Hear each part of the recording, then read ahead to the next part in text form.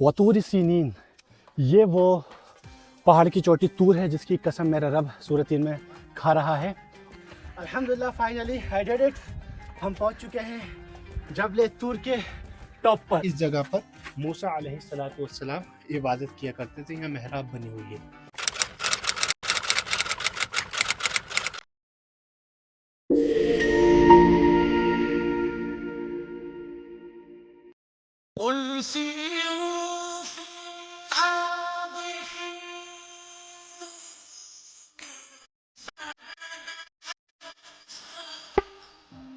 तो दोस्तों Saint Catherine में हमारा आज दूसरा दिन है। कल हम वादी तलआ गए थे और वहाँ से आने के बाद खाना वगैरह खाने के बाद हम सो गए थे और सोने के बाद अब उठे हैं क्योंकि परसों सफ़र में हमारी बिल्कुल भी नींद नहीं हुई थी। पूरी रात सफ़र में गुजरी और कल हम दोपहर के बाद वादी तलआ चले गए थे तो ज़्यादा आराम जो है हमारा दोपहर में भी कल नहीं हो सका। और आज हमारा दिन जबल मूसा पर चढ़ने का है, यानी कोहतूर पर चढ़ने का है, जिसके लिए हम तैयार हैं और इंशाअल्लाह अभी थोड़ी देर के बाद हम जबल मूसा चढ़ेंगे।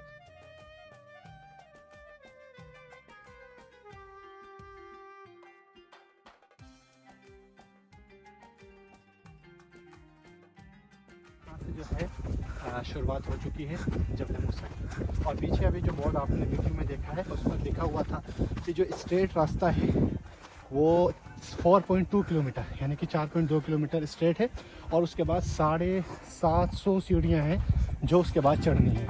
जहाँ तक रास्ता स्ट्रेट है यानी इस चलने लायक है वहाँ तक ये ऊँट भी जा सकते हैं, इस पर आप जा सकते हैं और अगर चल नहीं सकते तो इस पर भी जा सकते हैं। इसका जो है अलग यहाँ पर उजरत होती है। और इसके अलावा जो 750 सीढ़ियाँ हैं वो यहाँ आपको जो है ख़ुद ही चढ़नी पड़ेंगी। उस पर आप जो है किसी भी चीज़ की मदद से यानी किसी भी जानवर की मदद से नहीं जा सकते।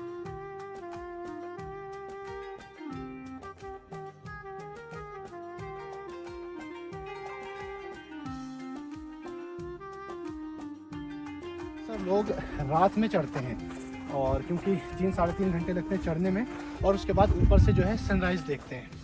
तो अब क्योंकि सर्दी का मौसम है, सख्त सर्दी है, इस वक्त 11 टेम्परेचर है और रात में कल रात भी माइनस में था और आज भी माइनस में है।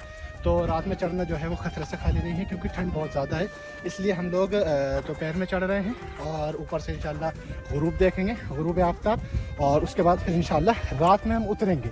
अगर आप गर्मियों में आएँ तो रात में चढ़ना सेफ़ है क्योंकि इतनी ज़्यादा ठंड नहीं होती है और आप आराम से ऊपर जाकर सनराइज़ देख सकते हैं जो बहुत खूबसूरत होता है। तो सनराइज़ तो सब देखते ही हैं यहाँ पर आकर।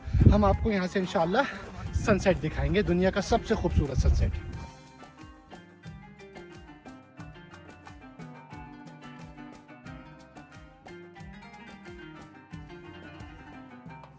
ये 4 किलोमीटर से ज़्यादा हमें ऐसे ही चलना है, उसके बाद सीढ़ियाँ चढ़नी है। अब एक बहुत अच्छी चीज़ जो मैं आपको दिखाने जा रहा हूँ जिसके हम बहुत करीब पहुँच चुके हैं वो है जबल तजल्ली।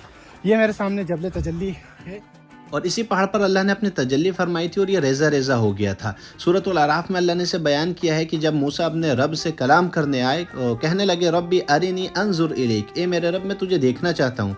अल्लाह ने फरमाया लन तरानी, तू मुझे हरगिज़ नहीं देख सकता, वलाकिन अंजुर इलल जबली फ़इन इस्तक़र्रा मकानहु फ़सौफ़ तरानी, लेकिन उस पहाड़ की जानिब देख, अगर वो अपने मकाम पर कायम रहा तो तू मुझे देख सकता है। फ़लम्मा तजल्ला रब्बहु लिल जबली जअलहु दक्कन व खर्रा मूसा सईक़ा, और जब अल्लाह ने अपनी तजल्ली उस पहाड़ पर फरमाई तो वो पहाड़ रेज़ा रेज़ा हो गया। वो खर्रा मूसा सईक़ा, और मूसा अलैहिस्सलाम बेहोश हो गए। फलम्मा अफ़ाक़ क़ाल सुब्हानक तुब्तु इलैका व अना अव्वलुल मुमिनीन, और कहने लगे ए मेरे रब मैं तुझे तौबा करता हूँ और मैं हूँ सबसे पहले ईमान लाने वालों में से।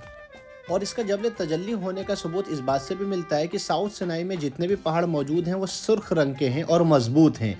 वाहिद ये एक ऐसा पहाड़ है जो सियाह है और ऐसा लगता है कि ये रेज़ा रेज़ा हुआ है, बिखर चुका है। कुछ दूर ऊपर आकर अभी हमने आराम लिया है, पानी पिया है। वैसे तो ऊपर जाने में 4 स्टॉप रहते हैं जहाँ दुकानें वगैरह हैं, वहाँ से आप पानी ख़रीद सकते हैं जो अभी हम आपको वीडियो के आगे दिखाएंगे इंशाअल्लाह। और क्योंकि हमारे साथ वाले लोग बहुत पीछे रह गए हैं इस वजह से हम उनका इंतज़ार कर रहे हैं आने का। और यहाँ से और ज़्यादा करीब दिख रहा है जबल तजल्ली।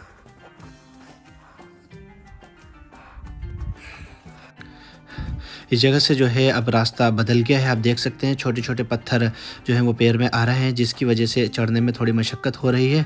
और इससे पहले जब रास्ता था वो थोड़ा रेतीला था, जहाँ हम आसानी से चढ़ रहे थे, लेकिन यहाँ ये पत्थर हैं जो कि थोड़ी-सी मुश्किलात पैदा कर रहे हैं, लेकिन कोई नहीं, इंशाल्लाह चढ़ेंगे। आप भी ख़्याल रखें कि जब भी आप कभी भी हाइकिंग करें तो आपके पास जो है हाइकिंग शूज़ होने चाहिए। वतूर सीनीन, ये वो पहाड़ की चोटी तूर है जिसकी कसम मेरा रब सूरत 3 में खा रहा है और कह रहा है कि इंसान को मैंने सबसे ज़्यादा हसीन बनाया है। बहरहाल वो 4th और लास्ट हमारा स्टॉप है जहाँ हम रुकेंगे और उसके बाद सीधा फिर इंशाल्लाह हम तूर तक पहुँच जाएंगे। चलिए।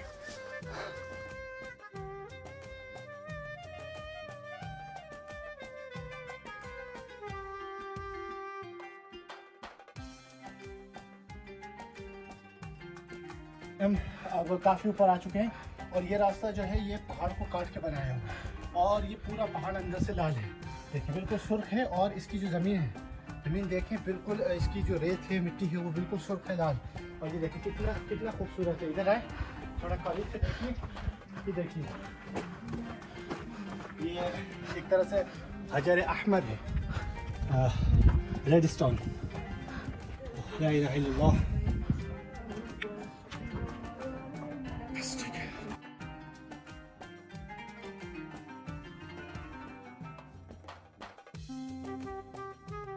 लोगों के जहन में ये सवाल होगा, जैसे मैंने आपको स्टॉप दिखाए हैं खाने पीने के, चाय वगैरह के, ख़रीदने के, खाने पीने की चीज़ें, इसी तरह मेरे भी जहन में सवाल था कि ऊपर वॉशरूम वगैरह होंगे कि नहीं होंगे। तो इस बात का सीधे सा जवाब ये है कि यहाँ पर लगा हुआ है और बोट, और इधर जो है हमाम बने हुए हैं, टॉयलेट वगैरह। तो आप ऊपर आकर जो है अपनी हाजत से फारिग हो सकते हैं। फाइनली अल्हम्दुलिल्लाह हमने अपना जो रास्ता था चलने का, जो कि तकरीबन 4.15 किलोमीटर हमने यहाँ कवर कर लिया है। हम यहाँ पहुँच चुके हैं। अब यहाँ से जो है ट्रायल का एंड हो गया है। यहाँ से हमें जो है स्टेप्स लेनी है, यानी कि यहाँ से सीढ़ियाँ शुरू होंगी जो कि 750 हैं, जो कि मैंने आपको नीचे भी बताया था।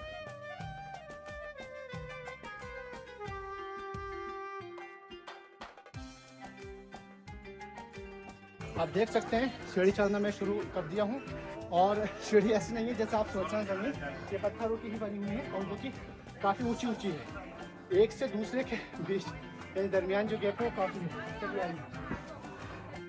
अल्हम्दुलिल्लाह फाइनली आई डिड इट।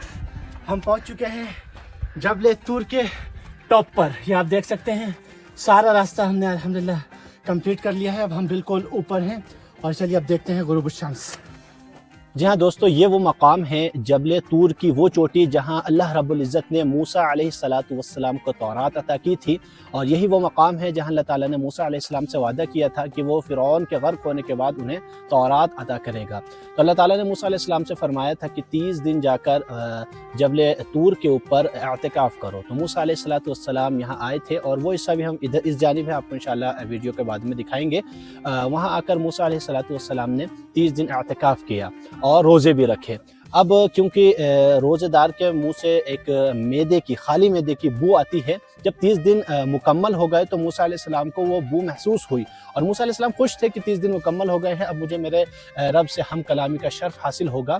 तो मूसा अलैहिस्सलाम ने सोचा कि मैं अपने रब से हम कलाम होऊंगा तो ऐसा ना हो मेरे रब को मेरे ये मुँह की बदबू बुरी लगे। तो आपने मिसवाक कर ली और अब सोचा कि मैं अपने मुंह को खुशबूदार कर लूं। और एक जो है हदीस में आता है या एक कौल ये है कि आपने जो है कोई खुशबूदार जड़ी बूटी भी खा ली थी, जिसकी वजह से आपके मुंह से खुशबू आने लगी थी। तो फ़ौरन अल्लाह ताला की तरफ से वही नाजिल हुई और फरिश्ते ने आकर मूसा अलैहिस्सलाम को बताया कि अब आपको 10 दिन मज़ीद और यहाँ एतिकाफ़ करना है, क्योंकि तुम जानते नहीं हो मूसा कि अल्लाह ताला के नज़दीक सबसे अच्छी खुशबू जो है वो खुशबू है जो रोज़ेदार के मुंह से आती है खाली पेट की वजह से।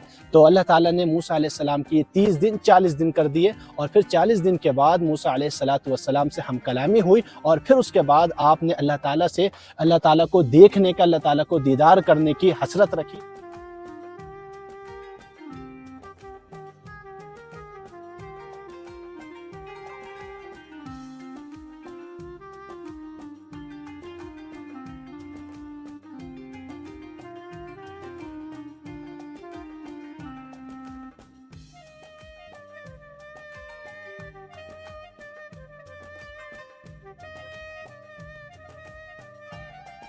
क्योंकि यहाँ पर मुकम्मल तौर से गुरूब हो चुका है और अंधेरा भी हो चुका है, अब हम उस मकाम पर आए हैं जहाँ मूसा अलैहिस्सलातु वस्सलाम ने इत्तिकाफ़ किया था, जो अल्लाह ताला ने मीक़ात दी थी वहाँ आकर। और ये वो जगह है जहाँ मूसा अलैहिस्सलातु वस्सलाम, ऐसा कहा जाता है मकामी लोगों के मुताबिक कि इस जगह पर मूसा अलैहिस्सलातु वस्सलाम इबादत किया करते थे। यहाँ मेहराब बनी हुई है कि इस जगह मूसा अलैहिस्सलातु वस्सलाम इबादत किया करते थे, जो अल्लाह ताला ने उन्हें 40 दिन दिए थे इबादत करने के लिए। उसके बाद तौरात का वादा किया था। तो ऐसा मकामी लोगों के मुताबिक कहा जाता है कि ये वो जगह है जहाँ मूसा अलैहिस्सलातु वस्सलाम ने इबादत की थी, रोज़े रखे थे और इत्तिकाफ़ किया था। इसे आप देखें। अब क्योंकि रात हो गई है तो ज़्यादा क्लियर जो है व्यू नहीं आ रहा है, लेकिन आपके लिए हम कोशिश कर रहे हैं कि इस चीज़ को अच्छे से कैप्चर कर सकें। अब क्योंकि यहाँ पर ठंड बहुत ज़्यादा बढ़ चुकी है, आप मेरे हुलिये से अंदाज़ा लगा रहे होंगे। यहाँ तो यकीनन माइनस में ही टेम्परेचर देख नहीं सकते क्योंकि यहाँ पर बिल्कुल भी नेट नहीं है, लेकिन ठंड बहुत बढ़ गई है, इस वजह से हम उतरने की अब कोशिश कर रहे हैं। चलिए अब जबल मूसा से नीचे चलते हैं, आइए। जैसे कि मैंने आपको ऊपर बताया था कि हमने उतरना शुरू कर दिया है। अब हमारी जो 750 सीढ़ियाँ थी उससे हम नीचे आ गए हैं। यहाँ से अब स्ट्रेट रास्ता शुरू होगा। ये कई सारे स्टॉप और शॉप बीच में पड़े थे, जल्दी की वजह से हम कहीं नहीं रुके थे। अब उतरते में हम यहाँ रुके हैं, यहाँ हमने कॉफ़ी वगैरह ली है। और इस दुकान पर मैंने देखा है कि जगह जगह लोगों ने अपने फ़ोटो और अपनी अपनी एक करेंसी जो लोग जहाँ जहाँ से आते हैं वो लगाए रखी है, और अपनी एक फ्लैग्स भी लगा रखे हैं। तो मुझे इस बात की बड़ी खुशी हुई है कि यहाँ पर एक इंडिया का झंडा बहुत बड़ा लगा हुआ है। सारे झंडे छोटे लेकिन इंडिया का लगा हुआ। उधर लोग हैं लेकिन उसके पीछे लगा हुआ है, उसे मैं दिखा नहीं सकता, लेकिन उधर लगा हुआ है। और सारे हिंदुस्तानियों के नाम भी माशाल्लाह उस पर लिखे हुए हैं। हमने भी अपना लिख दिया है। और साथ में जो है यहाँ पर देखें ऊपर नोट लगे हुए हैं, सारे लोगों ने लगाए हुए हैं। उधर इंडिया का 50 का नोट लगा हुआ है।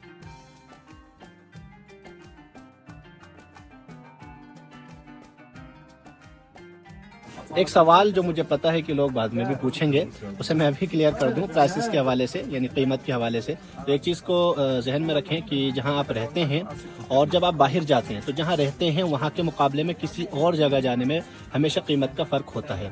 जैसे कायरो में कुछ कीमत है, और ऊपर ही नहीं सेंट कैथरीन में भी बहुत फ़र्क है कीमत में, प्राइसेस में, हर एक चीज़ की। उसके अलावा जैसे जैसे आप ऊपर आएंगे तो यहाँ जबल तूर के ऊपर भी जो है कीमत में बहुत फ़र्क है। ऐसा यहाँ नहीं है, हर जगह होता है। इंडिया में भी जो मकामात पहाड़ी हैं, ऊंचे हैं, वहाँ कीमत में बहुत फ़र्क होता है। जैसे मिसाल के तौर पर इंडिया में कोई चीज़ सस्ती है तो ऊपर महंगी होती है। ऐसे यहाँ पर भी जैसे कायरो में एक पानी की बोतल 600 मिलीलीटर की 5 पाउंड की मिलती है, वहीं यहाँ पर ऊपर 50 पाउंड की है और नीचे 20 पाउंड की है।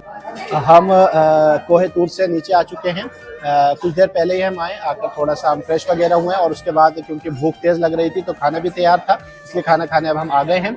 और हमें चढ़ने में तकरीबन 4 घंटे लगे और काफ़ी टफ भी रहा, लेकिन अल्हम्दुलिल्लाह अल्लाह ताला का करम हुआ कि हम ऊपर तक पहुँचे।